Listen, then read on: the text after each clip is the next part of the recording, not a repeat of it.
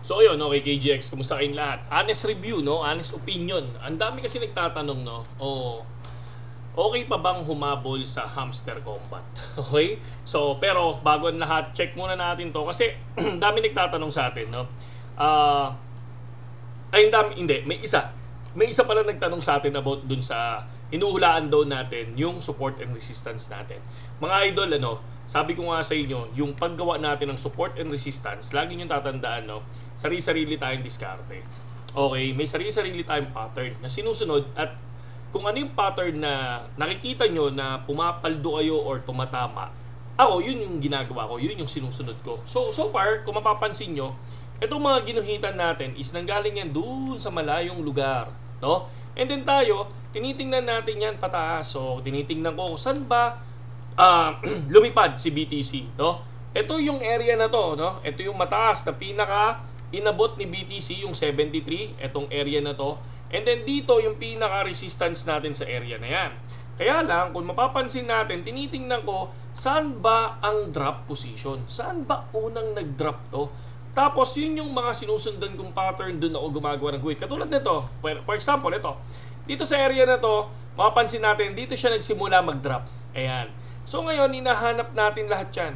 Kaya natin nakuha si 60,000. Okay? So ayan siya. So itong area na to is si 60,000 resistance.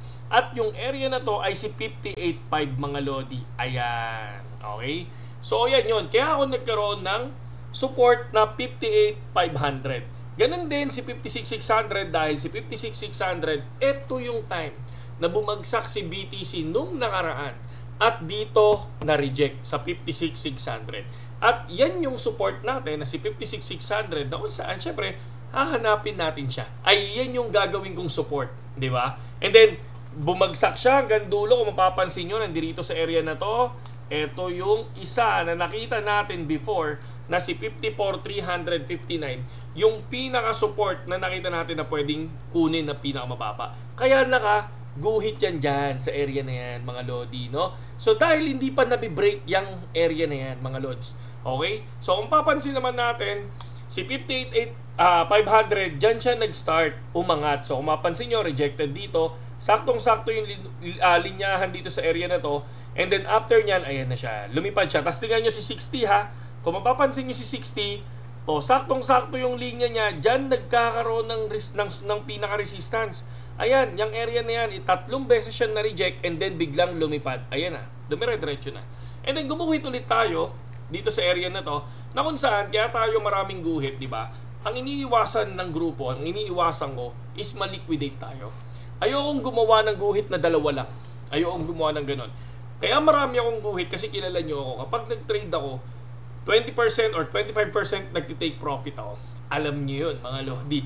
Doon sa mga solid subscribers natin and followers natin sa TikTok and YouTube, mga lodi. Okay? So, yan yun. So, yan lang yung pwede kong i-explain sa'yo, idol, doon sa nagsabi sa atin na pakita ko lang. Pakita lang natin, no, mga lods, no? Para lang maging maging transparent tayo doon sa question niya. Ewan ko kung ito yun, check ko lang. Baka tingnan ko lang kung ito yun. Ilan na liquidate dito? Hindi yan yun. Merong gumagawa pala ng account ko, check lang natin. I don't know kung saan siya, sa area na yan. TA boss, parang ayan. Ito yun, no? TA na ba yan, boss? Parang hula-hula na lang yan sa'yo. So, kung mapapansin mo, no, porkit guhit yung ginawa ko, hula na. Hindi. Kumbaga kung mapapansin natin, dyan nagsimula yan. Saan ba yung pinaka-matinding drop?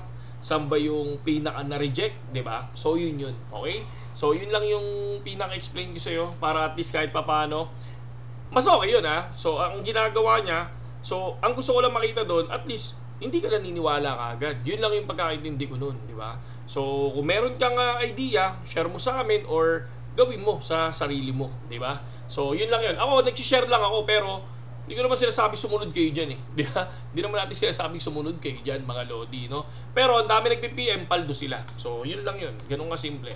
So, ito isa sa pinaka-resistance natin is si 60. Pero, tulad ng sinabi ko, maraming dadaanan si 60 bago mag 60. May 62,500, may 61,350. Tapos itong area na to na si 64,359. Okay? So yun lang yun. And then balik tayo dito sa bagong ano, no? So marami nagtatanong sa atin, no? Okay pa bang humabol sa Hamster Combat, no? Actually, libre lang naman eh. Isa lang naman yung tanong ko diyan. 'Di ba? So okay lang ba sa'yo na wala ka ng airdrop, 'di ba? So yun lang yun kasi kapag lalo yung mga nauna, so sila nga yung mga nauna umaasa sa airdrop talaga eh, 'di ba? So kung ikaw hahabol ka ngayon, 'di ba? So nasa iyo yan mga lodi kasi una, libre lang naman yung game, 'di ba? Kapag magbabakasakali ka, okay lang, 'di ba? Pero kung aasa ka na magkakaroon ka ng airdrop, wag na kasi baka masayang pa yung oras mo mga, 'di ba? Sabi nga dito ni Hamster Combat, ayan no. Sabi dito, pag kinlik mo to, tong ano na to, no, tong news na to mga lodi, no. Magkakaroon ng airdrop ngayong July. 'Yun ang sinasabi nila, 'di ba? Magkakaroon ng airdrop ngayong July. Pero yung sinasabi nila, yung second airdrop na kagad, sabi nga, yung may tanong nga diyan eh. Ako nga yung unang nag-post noon, 'di ba? Nagkaroon na ng second airdrop, wala pang first airdrop, 'di ba? Pero kung mapapansin natin, nandito ka na sa second airdrop. Okay? So malay mo, pwede ka naman humabol, pero ang tulad nga ng sinabi ko sa'yo, huwag ka nang umasa na magkakaroon ka ng airdrop, 'di ba? So dito ka na sa area na to, sa second airdrop. Or doon ka na sa pwede mong withdrawin yung token mo, 'di ba? Ako nga hindi ko pa alam kung paano withdrawin yung token. Basta kasi ang ginagawa ko, wala, puro ano lang ako. Puro tawag dito, puro inuubos ko yung tawag, yung mismong ano ko, mismong token ko dito lagi. Ubus lagi yan, walang tira. So, eto yan. Kung hindi mo pa alam, may second airdrop pero ang first airdrop, ang sabi nila, ayan, airdrop set for later this month, no? Later this month. So, July 17 na ang airdrop, baka ito na to, itong ongoing, baka next week or bago ang katapusan, no? So baka yun yung airdrop nila. Pero wag ka nang umasa na magkakaroon ka ng airdrop. At kahit nauna ka pa, no mga lodi, no? Mas okay kung naglalaro ka ng parang Mobile Legend lang. Kasiyahan yung inaasahan mo, di ba? Wag ka na, ako, katulad ako, sabi ko kasi hindi ako maasa dyan sa airdrop mga lodi. Basta ako, laro lang. At kapag nagkaroon ako ng airdrop, syempre happy tayo. Di ba? Basta, laro lang. Kasi nga nagulat ako nagustuhan ko din naman yung laro. Meron pa nga akong isang tinicheck, no? Ayan si Dogs. Dogs Community, tsaka Dogs. Susubukan ko siya mga lodi. Swerte nung kinuhanan ko ng link natin dito mga pre, no? So, titingnan ko lang. Pero kapag nagustuhan ko, okay. Pero pag hindi ko nagustuhan, wala. Ang ayoko lang kasi sa game is yung mag-uubos ako ng oras. Ayoko yun, no? Ang gusto ko yung hindi ako mag-uubos ng oras. Parang ito. Yung inihintay ko lang siya every 3 hours bago ako or 4 hours bago ako magbukas para maklik yung one click lang na pina-farm niya mga idol.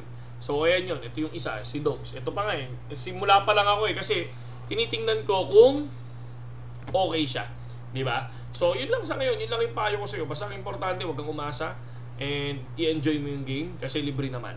Okay? Yun lang. Sa mga gustong pumasok sa BitGet, sumabay sa atin dito sa ating TA sa BTC mga lodi, no? Pasok lang kayo sa link natin dyan sa description, sa Facebook page, sa comment section, sa Twitter naman, sa may bio natin mga lodi. Saludo sa lahat.